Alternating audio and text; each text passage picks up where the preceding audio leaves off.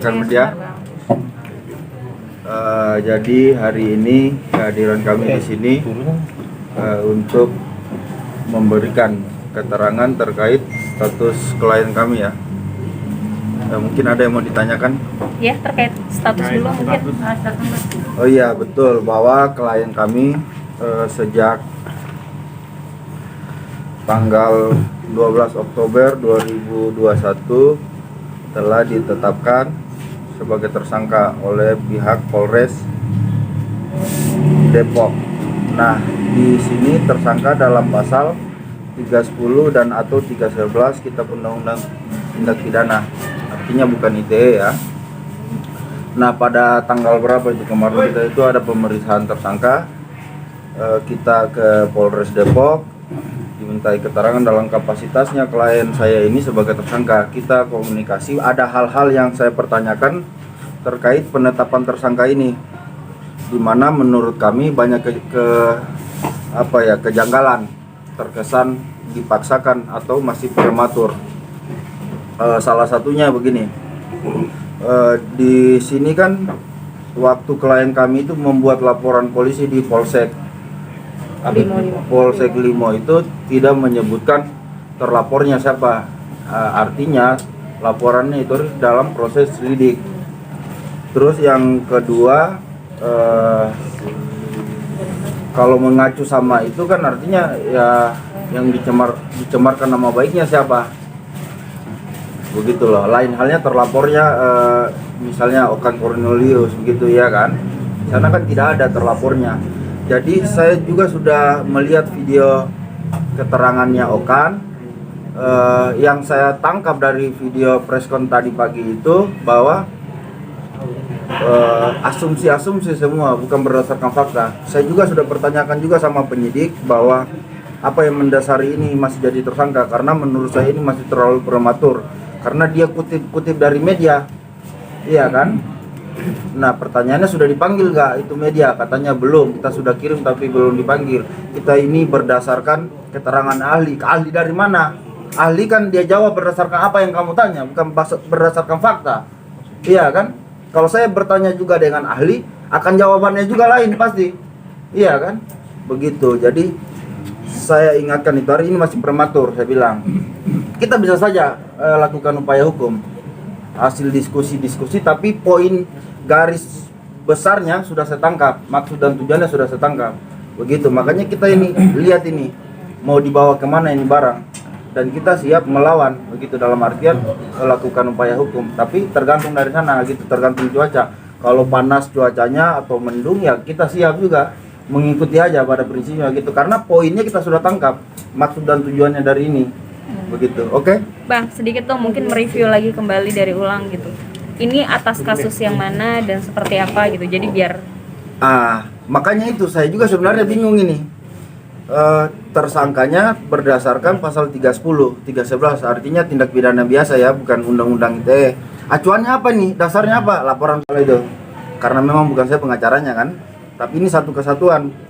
Nah, di situ tidak disebutkan terlapornya. Aneh nggak? Aneh kan? Lain halnya ada terlapornya. Iya, kalau misalnya klien kami menyebutkan secara keterangan di media, otomatis kan harus tersangkanya undang-undang ITE. Tapi di sini kan faktanya 310, 311, tindak pidana biasa KUHP. Begitu. Terus yang jadi keacuan jadi tersangka ini apa? Saya bingung juga. Saya juga bingung. Yang sering berurusan dengan beginian bingung apa maksudnya ini. Tapi benang merahnya sudah saya tangkap. Begitu, makanya saya bilang pihak sana itu maunya apa, kita tinggal ngikutin saja. Tapi kita sudah pegang juga sesuatu, begitu. Gitu. Bang, tadi ini sebenarnya kasus yang akhirnya jadi tersangka Mbak Lisa ini adalah kasus pencurian, bukan begitu? Berarti waktu kasus yang dilaporkan adalah kasus pencurian cincin, betul. Dan karena pencemaran nama baik, dan akhirnya cincin itu, saya tanya sama Mbak Lisa, cincin itu sebenarnya ada gitu, dan itu adalah cincin endorse yang harusnya itu cincin itu yang diberikan ke Okan, tapi karena Okan itu cincin dalam bentuk cincin wanita untuk wanita, tapi akhirnya Okan memberikan itu terhadap kembali gitu, dan akhirnya Mbak Li mengatakan cincin itu hilang, cincin itu nggak ada, diambil sama Okan, padahal cincin itu ada di rumah. Karena ini kasusnya yang cincin ya kalau nggak salah. Jadi sebenarnya aku melaporkan itu emang benar aku kehilangan, aku nggak playing victim. Jadi emang saat itu aku benar-benar kehilangan dan aku melaporkan. Terlepas barang endorsean, kalau aku jabarkan lagi nanti akan jadi bumerang juga. Jadi mungkin dia lupa saat itu kayak perhiasan aku sempat dia jual semua, terus barang-barang endorsean itu kita jual semua untuk nutupin masalah problem kayak keuangan keluarga lah gitu loh, intinya seperti itu ya. Jadi sebenarnya bukan pengen diungkit-ungkit lagi, nggak mau juga dibahas ke sana. Intinya adalah dengan status ini aku tuh bingung gitu loh, karena dari awal aku dipanggil pertama itu kan nggak nyampe suratnya ke aku. Itu dari proses apa, lidik udah jadi sidik atau terbalik? Iya, awalnya kan setelah laporan kan penyelidikan itu. Tapi lu tadi dipanggil mediasi dulu ya, setahu saya. Iya, nah jadi kan restorasi justice ya. Itu jadi begini, saya perlu jelaskan bahwa ini kan karena tindak pidana biasa, jadi ada surat edaran Kapolri itu tentang restoratif sifatnya wajib kan. Nah, pihak penyidik ini sudah berupaya, kita hargai mereka untuk mempertemukan para pihak. Tapi si pelapor ini, Okan ini tidak berani nongol. Yang nongol cuma pengacaranya. Saya sudah baca juga rekamannya tadi yang dia preskon itu. Dia bilang, saya sudah punya pengacara, buat apa saya hadir? Betul, kamu punya pengacara, tapi surat edaran ini mewajibkan para pihak yang bersengketa ini untuk hadir. Saya kasih contoh kayak di pengadilan, orang sengketa apapun itu, baik rumah tangga maupun apalah. Begitu masuk ke tahap mediasi kan prinsipal para pihak. Bahkan pengacara ini duduk di depan ruangan kan, tidak bisa turut campur di situ karena memang yang punya kewenangan ya para pihak untuk menyelesaikan mediasi ini. Makanya kemarin itu waktu pemeriksaan sebagai tersangka klien kami, Pak Kanit itu berjanji untuk menghadirkan lagi Okan. Bahkan saya suruh pergi ambil paksa saja orang itu, sama tidak menghargai kepolisian kan, begitu, karena surat edaran ini mewajibkan dia tanpa diwakilin begitu loh. Jadi maksud saya gini loh, kalau misalnya dia emang nggak merasa bersalah atau emang dia merasa benar, kenapa harus takut untuk duduk sama aku? Itu problemnya sih. Jadinya kan melebar kemana-mana, dari kita nggak fokus dengan satu masalah, jadi melebar kemana-mana. Sebenarnya kan tinggal duduk lah 15 menit selesai kelar gitu. Bener kan ya Mas? Iya, sebenarnya bahkan tidak sampai. Tapi dia nggak 15 berani menit. gitu, maksudnya dengan alasan lawyernya sempat bilang sama aku, iya dia udah move on, nggak mau, jadi nggak mau nemuin aku. Lah kan bingung ya. Move on dengan nyelesain masalah kan beda. Nah itu juga dari pihak Kanit dan penyidik udah berusaha banget untuk nemuin aku sama dia, tapi dari pihak sananya nggak pernah mau gitu, nggak pernah mau duduk bareng nyelesain masalah itu, nggak pernah mau. Ada mungkin nanti langkah hukum apa yang akan diambil, karena ini kan tadi abang bilang kan nggak jelas, tiba-tiba bukan tempat yang prematur segala macam. Iya, Kan betul. langkah hukum apa yang akan diambil? Nah, makanya tadi saya bilang langkah hukumnya ini tergantung dari pihak mereka ini mau dibawa kemana. Kita dalam posisi mengamatin. Kita kan sudah cukup lama juga kan, kita tahu ini apa, surat ini kita terima dalam kapasitas sebagai tersangka, sudah diperiksa juga. Hanya kan alangkah bagusnya kan kita tidak ngomong soal itu, biar mereka yang ngomong, karena kan dari penetapan tersangka ini secara tidak langsung kan menguntungkan mereka. Harapannya mereka kan seperti itu. Nah, dari hasil pertemuan pemeriksaan tersangka itu poinnya sudah saya dapat. Makanya saya bilang tinggal nanti bagaimana ini maunya mereka. Saya bisa saja besok saya pra-peradilan kan, bisa saja melakukan upaya hukum seperti apa. Waktu saya tunggu di pengadilan juga bisa saja. Pertanyaannya P21 enggak ini barang? Iya kan? Kalau Mbak Lis ini menanggapi sebagai tersangka sendiri seperti apa? Karena dari awal itu menurut aku udah janggal banget sih. Dari panggilan pertama itu kan surat nggak nyampe ke aku, terus tiba-tiba aku dari lidik ke sidik atau sidik ke lidik?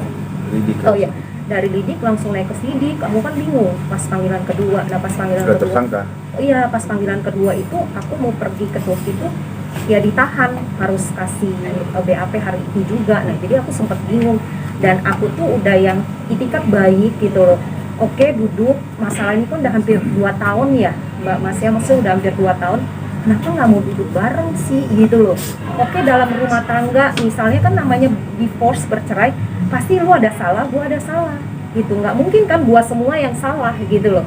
Jadi aku tuh sudah jelaskan, dan penyidiknya itu cukup baik banget gitu loh. Oke mbak, ya ini kan bukan kasus pembunuhan, bukan kasus apapun, emang sebenar-benarnya harus begitu. Dianya harus berani duduk bareng sama Mbak Li.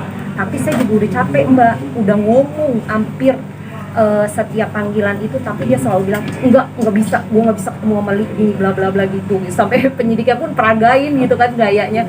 Nah terus aku bingung, kalau emang dia merasa nggak bersalah dan dalam kasus yang aku laporkan, karena mesti takut gitu loh.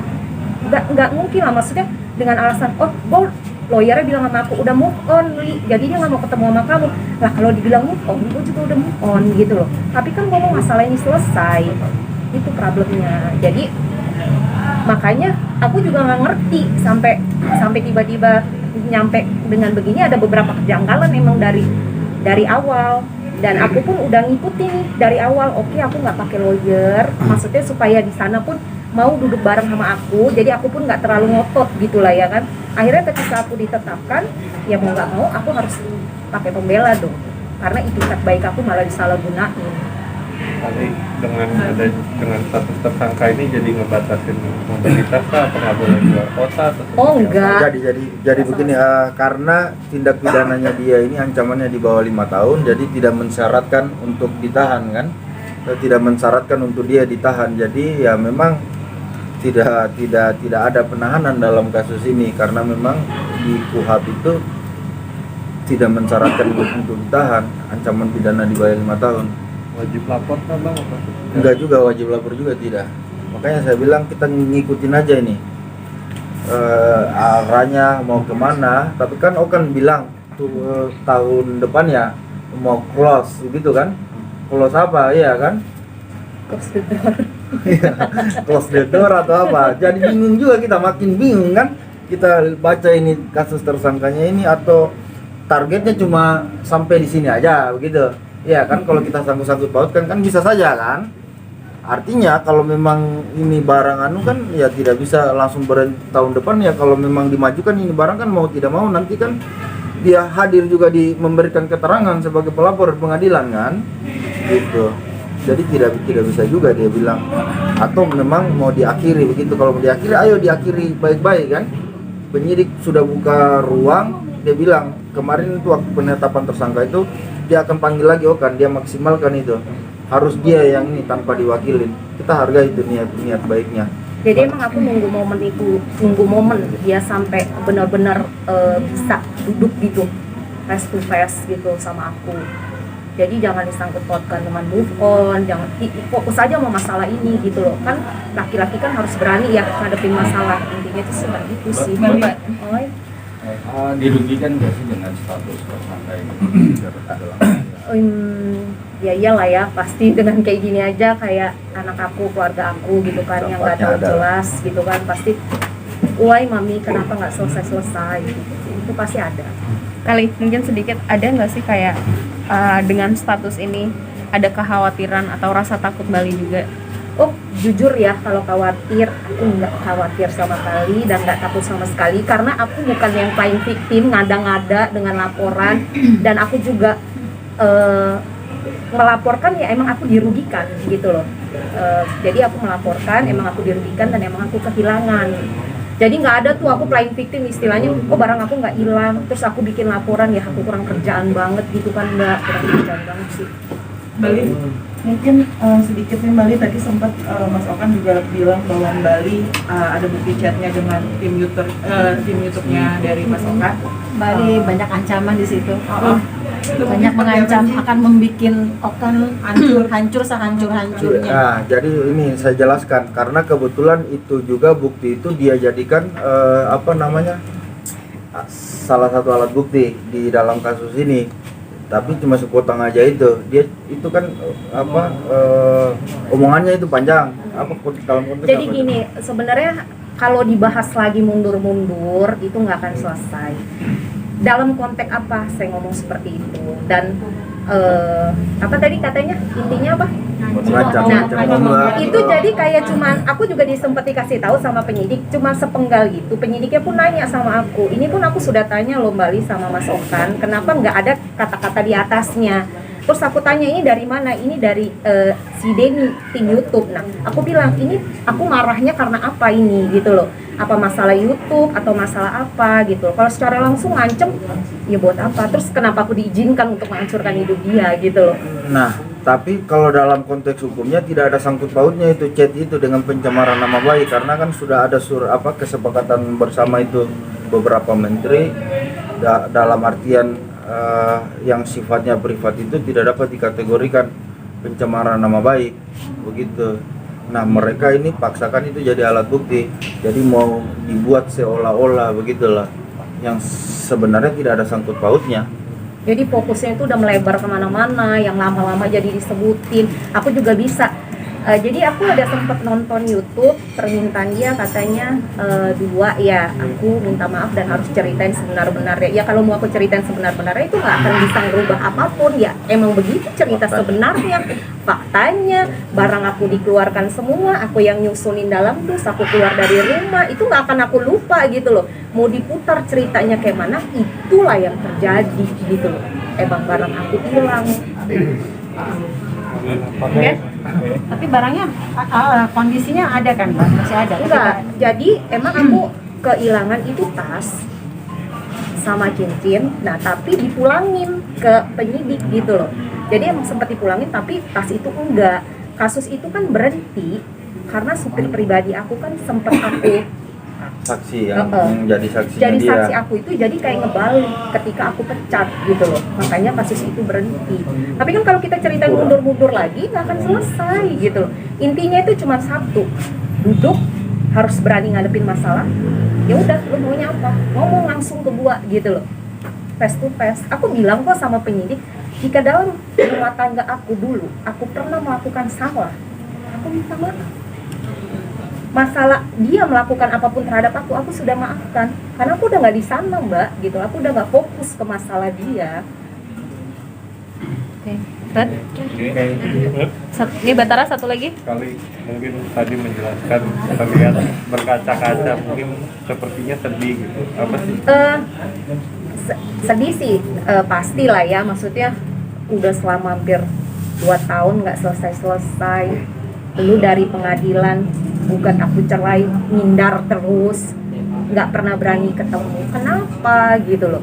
Terus masalah ini pun lu juga mesti menghindar. Kenapa? Kalau emang lu nggak salah gitu loh, ya berani hadepin aku gitu. Maksud aku gitu. Tujuan aku ketemu duduk tuh dari pihak penyidik dan kanit loh, bukan aku yang mau gitu loh. Jangan melebar kemana-mana. Intinya sih seperti itu. Oke. Nah, ya